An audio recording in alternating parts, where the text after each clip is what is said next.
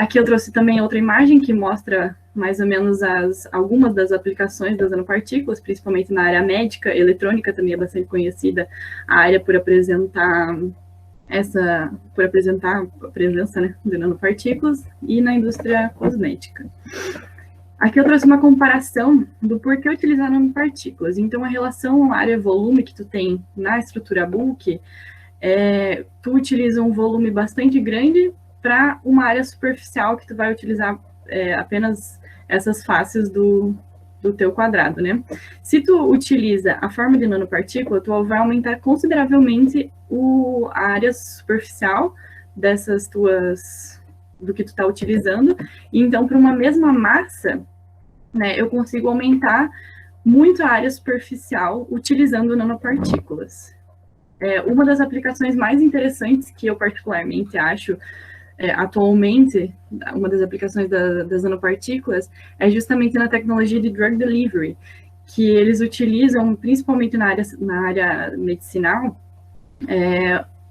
Eles conseguem eles conseguem encapsular nanopartículas, e essas nanopartículas encapsuladas, elas possuem na verdade, a membrana que encapsula essas nanopartículas, elas possuem uma afinidade, por exemplo, com células cancerosas. Então, essas membranas, eles conseguem sintetizar e fazer com que, quando chegue nessas células cancerosas, essa membrana se rompe e as nanopartículas que estão dentro consigam ser liberadas justamente no local da doença. E essas nanopartículas, elas apresentam diversas propriedades, e essa é uma das formas que pode ser combatido algumas doenças que ainda a gente não sabe ainda não sabe as técnicas para tratar.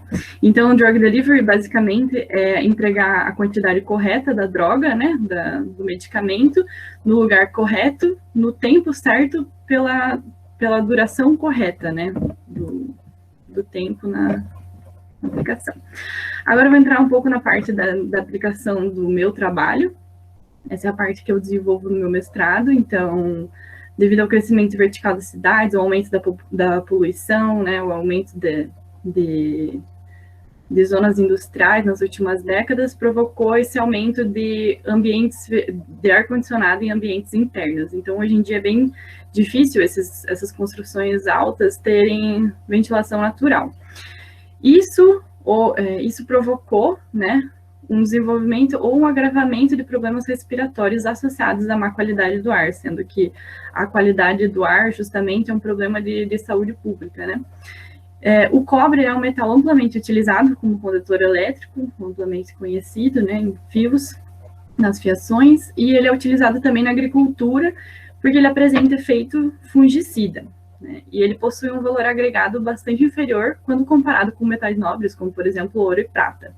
Então, nesse contexto, o meu trabalho implica em impregnar nanopartículas de cobre em filtros de ar-condicionado para verificar o potencial biocida da presença dessas nanopartículas.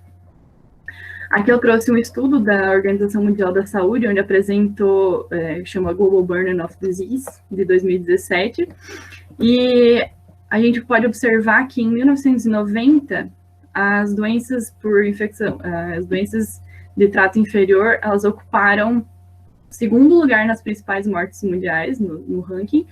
E em 2017, a morte por infecções de doenças respiratórias de trato inferior, ela ocupou o quarto lugar. Mas ainda assim, quando se tratado em mortes mundiais, isso equivale a 3 milhões de pessoas. Então, é muita gente morrendo por conta dessas infecções.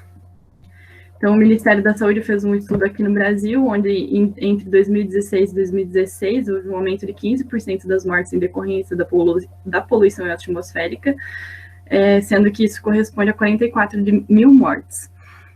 Vale também ressaltar que essas doenças respiratórias de trato inferior, elas são provocadas ou agravadas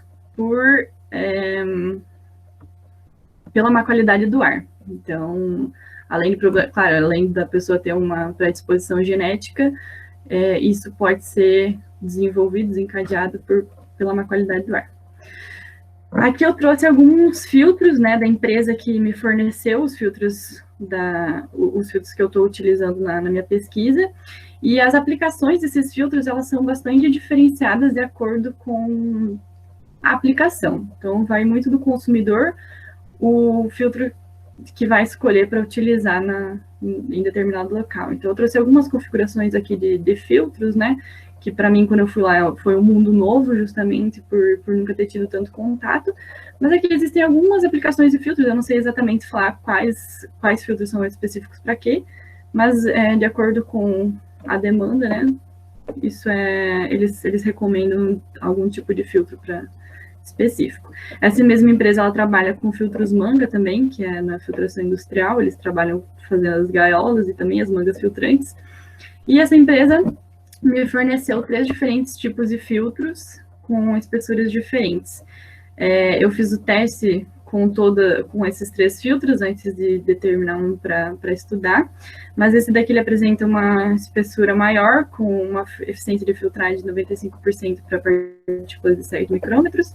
Esse filtro médio apresenta uma eficiência entre 80 e 90 para partículas acima de 0,4 micrômetros, e esse daqui apresenta uma eficiência de filtração de 95% para partículas acima de 7 micrômetros também. Talvez isso daqui tenha ficado repetido. Vou ter que conferir. Mas, enfim, os filtros, eles são, a composição é de poliéster e as fibras, elas são dispostas, né, de maneira aleatória na própria fabricação desses filtros. Agora eu entro na metodologia de como eu faço essas nanopartículas. Então, como eu já mencionei, é uma reação de redução. Justamente para tu escolher essa síntese, eu recorri à literatura, então eu pesquisei vários artigos até determinar essa metodologia. Eu utilizo sulfato de cobre e um pouco de PVP. E em outro elemério eu preparo uma solução de ácido ascórbico. Aí eu coloco isso daí no banho ultrassônico para conseguir dissolver os componentes na água.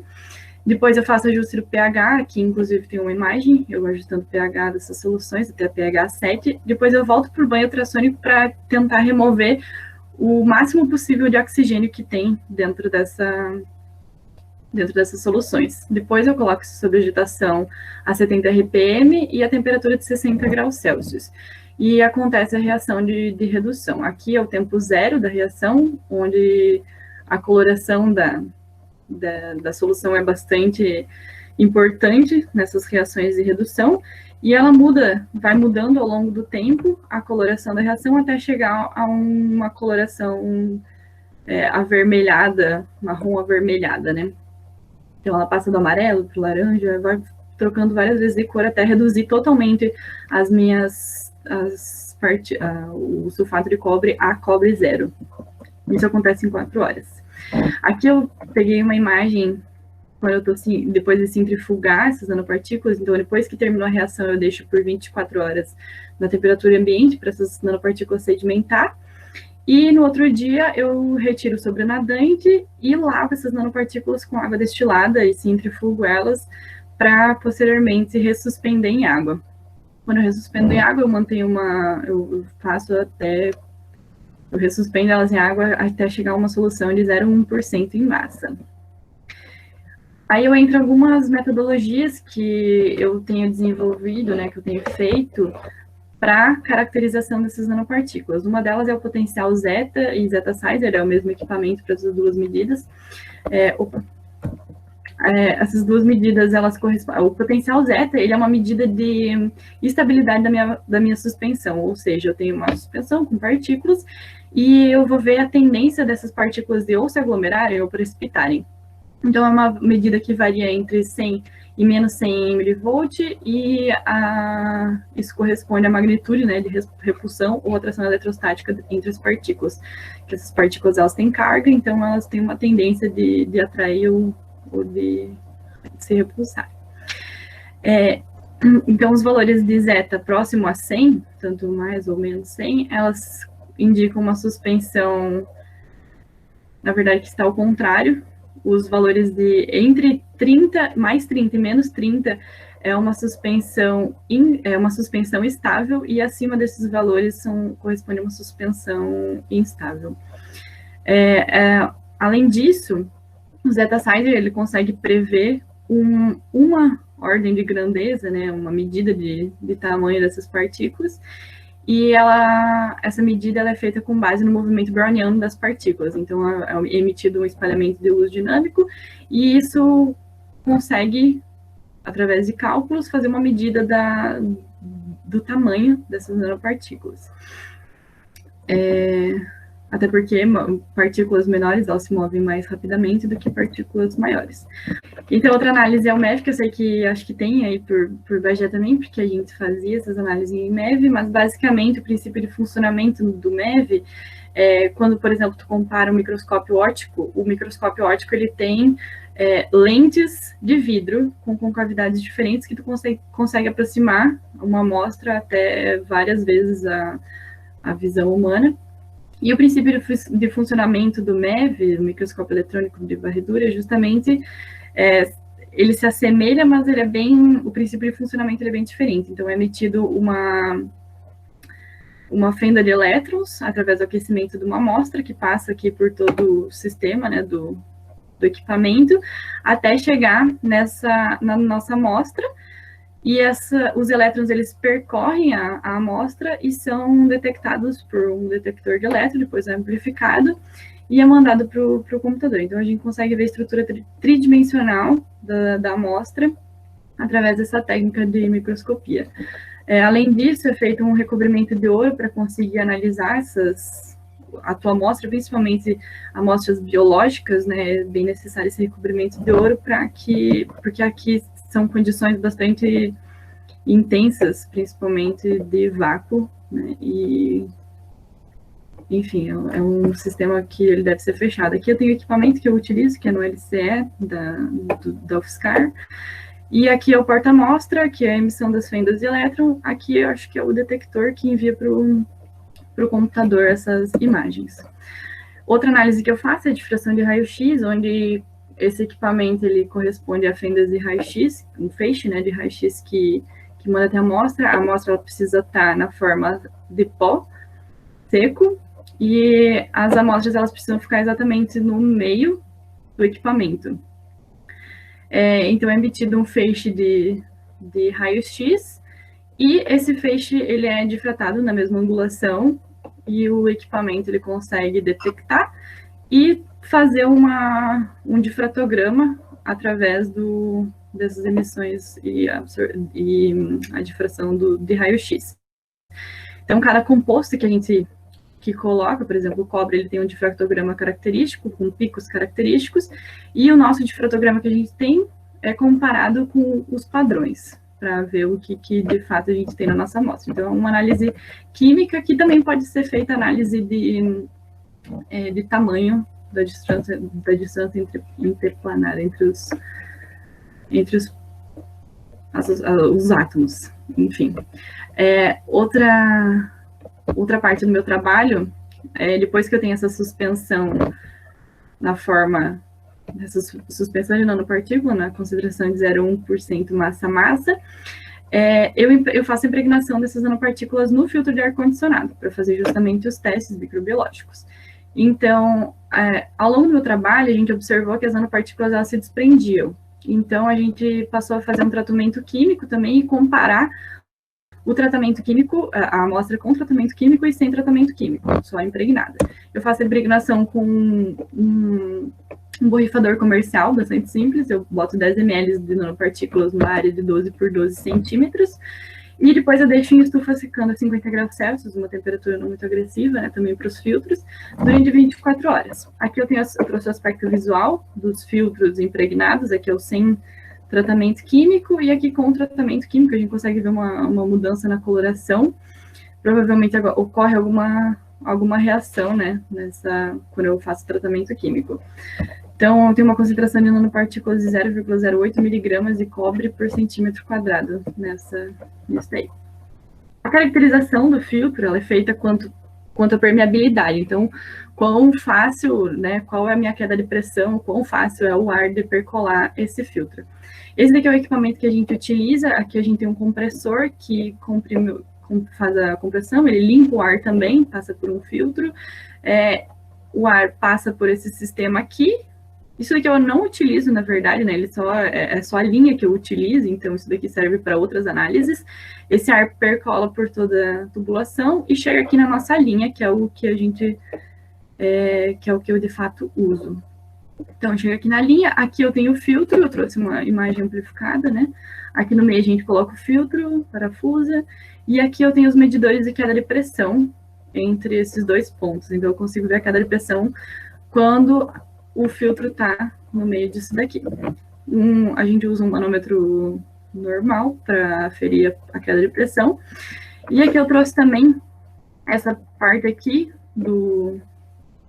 da linha, que apresenta aqui um contador de partículas. Então, quando outros alunos, né, fazem análise de contagem de partícula, então, esse equipamento ele é basicamente para partículas nanométricas. Então, esse contador e esse é um precipitador de partículas e outro contador. Eles conseguem fazer a contagem de nanopartículas. E aí tem outro equipamento que eu uso, aqui é o contador e classificador de partículas. Esse equipamento aqui, ele já serve para partículas micrométricas. Então, esse daqui a gente chama de APS, que eu faço a caracterização do meu filtro quanto eficiência de coleta. É basicamente o mesmo sistema, eu coloco aqui o filtro nessa linha aqui, né, entre essas duas partes. Aqui eu posso conferir a queda de pressão, e aqui, não está aparecendo a foto, acho que é essa partezinha aqui, que ele tem a leitura das partículas para contar. Aí esse daqui é o equipamento, o APS, ele conta, né, a quantidade de partículas, para partículas micrométricas. Esse equipamento ele range de 0,5 micrômetros a... não lembro a quantidade superior, mas enfim, ele pega a partir de 0,5 micrômetros.